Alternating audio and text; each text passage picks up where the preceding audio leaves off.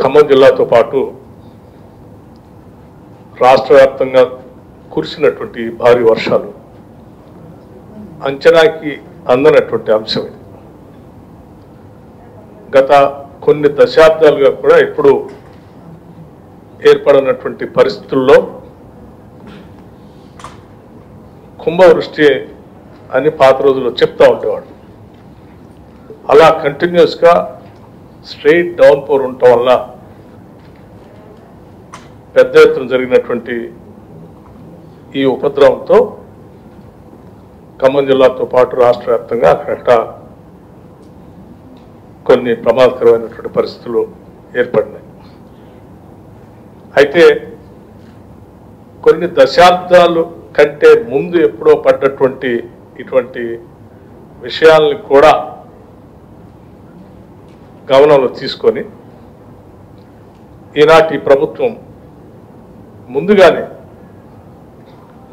రాష్ట్ర ముఖ్యమంత్రి గారు చీఫ్ సెక్రటరీ గారికి ఆదేశాలు ఇవ్వటం, వారి ఆదేశాల మేరకు చీఫ్ సెక్రటరీ గారు బహుశా నేను అనుకుంటున్నాను 30th 31st నాడే రాష్ట్ర వ్యాప్తంగా అన్ని జిల్లా కలెక్టర్లతో వారు కాన్ఫరెన్స్ చేయటం, వారికి రాబోయేటువంటి ఈ పరిస్థితులను దృష్టిలో పెట్టుకొని తీసుకోవాల్సిన చర్యలన్నింటినీ కూడా సాధ్యమైనంత మేరకు వారందరినీ గేరప్ చేయటం వల్లే ఇంత పెద్ద ఎత్తున వరదలు వచ్చినప్పటికీ ఎక్కడా ప్రాణ నష్టం జరగకుండా అరకొరగా ఈ జిల్లాకు సంబంధించి దురదృష్టకరమైన పరిస్థితుల్లో 3 చనిపోయారు.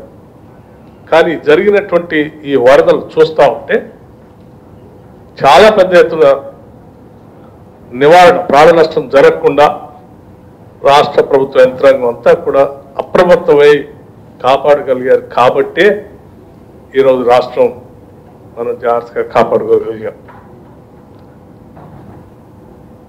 ఈ పరిస్థితులు ఎప్పటికప్పుడు అంచనా వేస్తూ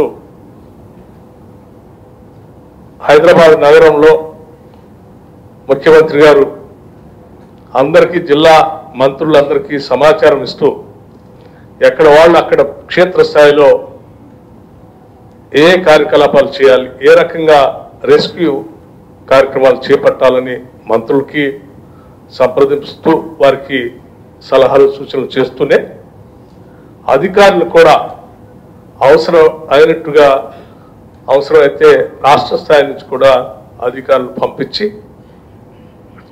నివారణ చర్యలు చేపడుతూ ముందుకు పోతా ఉన్నాం.